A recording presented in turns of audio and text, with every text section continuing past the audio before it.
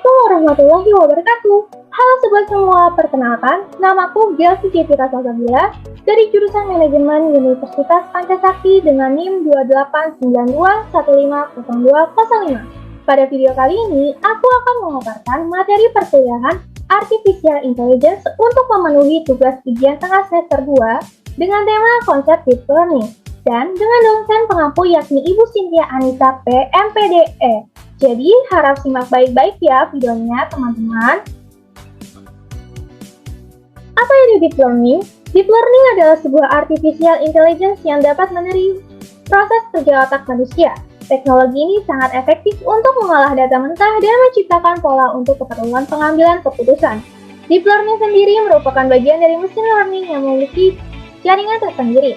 Ia mampu mengenali pola dan informasi tanpa pengawasan dari data yang tidak terstruktur atau tidak berlebar. Karena kemampuannya ini, teknologi Deep Learning juga dikenal sebagai Deep Neural Learning atau Deep Network Learning. Deep Learning memiliki struktur yang dinamakan Artificial Neural Network atau disingkat ANN. Pada dasarnya, ia merupakan jaringan saraf yang memiliki 3 atau lebih lapisan ANN. Ia mampu belajar dan beradaptasi terhadap sejumlah besar data serta menyelesaikan berbagai permasalahan yang sulit diselesaikan dengan algoritma machine learning lainnya.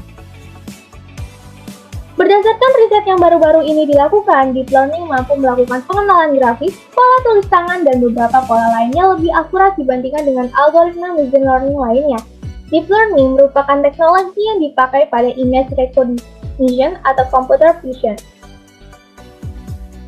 Artificial Neural Network atau jaringan saraf tiruan merupakan sebuah teknik atau pendekatan pengolahan informasi yang terinspirasi oleh cara kerja sistem saraf biologis, khususnya pada sel otak manusia dalam memproses informasi.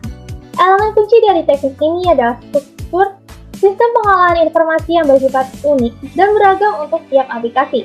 Neural network terdiri dari sejumlah besar elemen pemrosesan informasi yang saling terhubung dan bekerja bersama-sama untuk menyelesaikan sebuah masalah tertentu, yang pada umumnya adalah masalah klasifikasi atau prediksi. Cara kerja neural network dapat dianalogikan sebagai halnya manusia belajar dengan menggunakan contoh atau yang disebut sebagai supervised learning. Sebuah neural network dikonfigurasi untuk aplikasi tertentu, seperti pengenalan pola atau klasifikasi data, dan kemudian disempurnakan melalui proses pembelajaran. Proses belajar yang terjadi dalam sistem biologis melibatkan penyesuaian koneksi sinaptik yang ada antara neuron.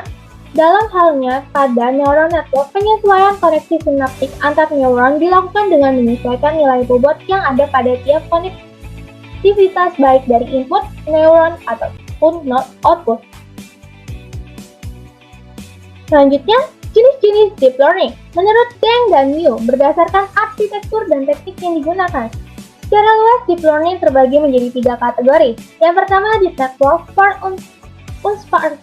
Unsupervised atau Generative Learning. Kategori ini menangkap korelasi tingkat tinggi dari data yang diamati atau terlihat untuk analisis pola atau tujuan sintetis ketika tidak terdapat informasi.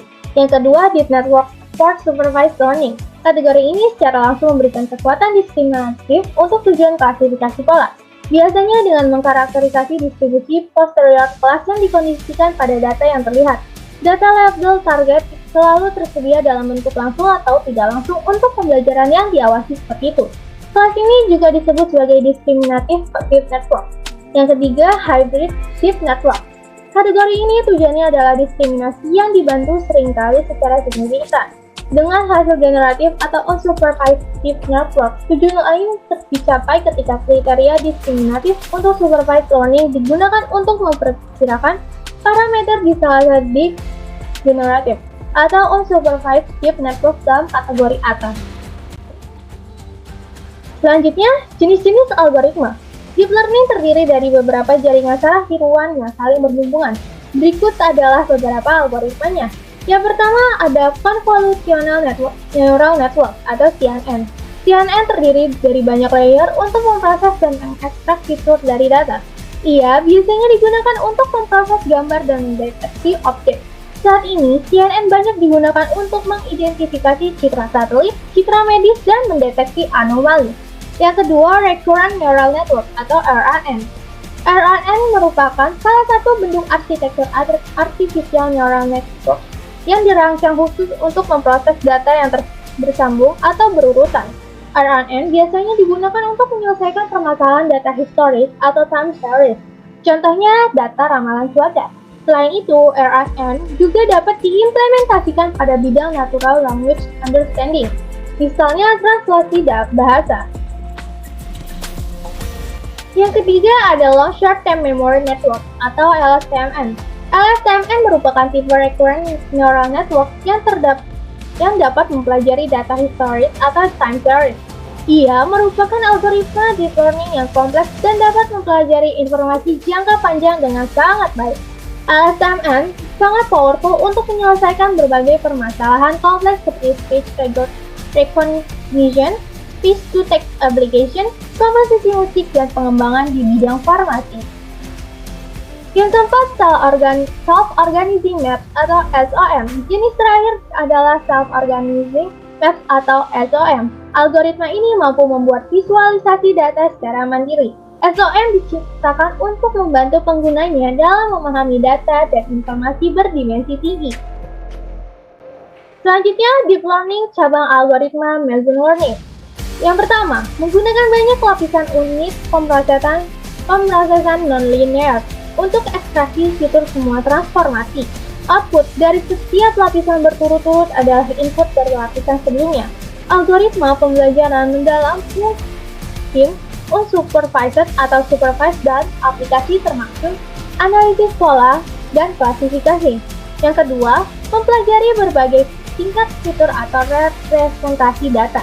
Fitur pada tingkat yang lebih tinggi berasal dari fitur tingkat yang lebih rendah untuk membentuk representasi hierarkis.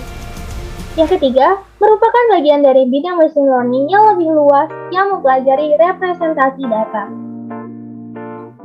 Selanjutnya, 4 langkah evaluasi kerja deep learning.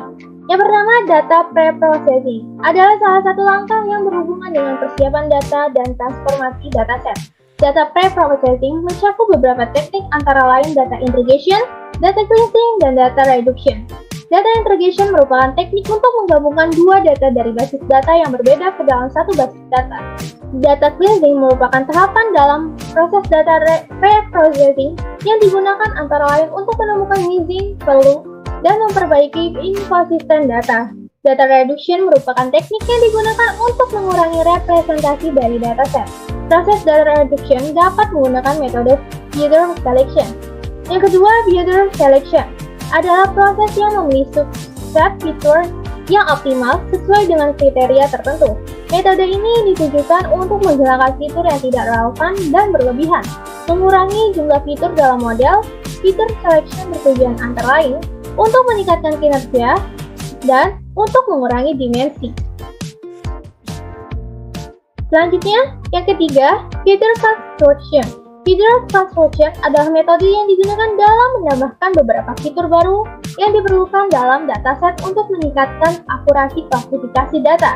Data and load dataset. Pada proses ini dilakukan split atau pemisahan dan pembagian dataset menjadi 3, yakni yang pertama training set, merupakan data yang digunakan oleh algoritma klasifikasi untuk membentuk model klasifikasi serta sebagai proses pembelajaran jaringan saraf untuk mendapatkan hasil yang diharapkan.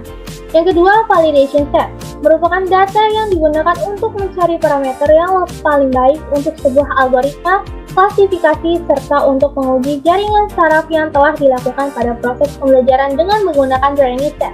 Yang terakhir, testing set, merupakan data yang digunakan untuk mengukur sejauh mana model berhasil melakukan klasifikasi dengan benar.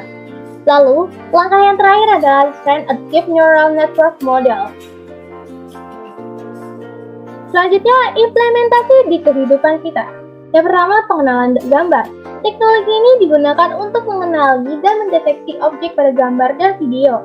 Contohnya antara lain, fitur untuk menandai seseorang dalam sebuah foto di media sosial, fitur face unlock pada ponsel pintar, dan aplikasi Google Foto yang dapat mendeteksi wajah. Yang kedua, pengenalan suara. Deep learning juga dapat mengenali suara manusia yang dapat memberikan respon berupa teks. Selain itu, teknologi ini juga dapat mendeteksi karakteristik suara yang diterima. Contohnya pada aplikasi Google Assistant atau aplikasi Siri. Yang ketiga, Natural Language Processing. NLP merupakan subbidang Artificial Intelligence untuk menganalisis, memodelkan, dan memahami bahasa manusia. Teknik NLP digunakan di setiap aplikasi cerdas yang melibatkan bahasa alami. Ia merupakan komponen penting dalam berbagai aplikasi perangkat lunak yang kita gunakan dalam kehidupan sehari-hari. Contoh penerapan deep learning dalam bidang NLP antara lain, mesin penerjemah, digital assistant, mesin pencari, layanan customer service, dan chatbot. Yang terakhir, deteksi anomali. Deteksi anomali merupakan tahapan untuk mengidentifikasi pola yang tidak beraturan atau tidak sesuai dengan perilaku yang diprediksi. Anomali dapat diartikan sebagai perilaku atau pola yang tidak wajar dan dapat menjadi tanda tanya kesalahan dalam sistem. Teknologi ini memiliki berbagai kegunaan, antara lain untuk memprediksi kesalahan yang terjadi pada sistem, pengawasan kesehatan, sampai deteksi penipuan. Selanjutnya, manfaat apa yang ada dalam deep learning? Yang pertama, memaksimalkan kinerja unstructured data dalam aplikasi atau situs web. Yang kedua, menghilangkan kebutuhan teknologi untuk rekayasa fitur. Yang ketiga, memberikan tampilan output yang jauh lebih berkualitas. Yang keempat, mengurangi biaya operasional development teknik manipulasi data yang efektif. Oke, akhir kata, terima kasih banyak atas semua perhatian kalian pada video kali ini.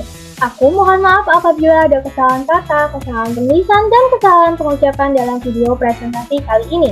Wabillahi taufiq wal hidayah. Wassalamualaikum warahmatullahi wabarakatuh.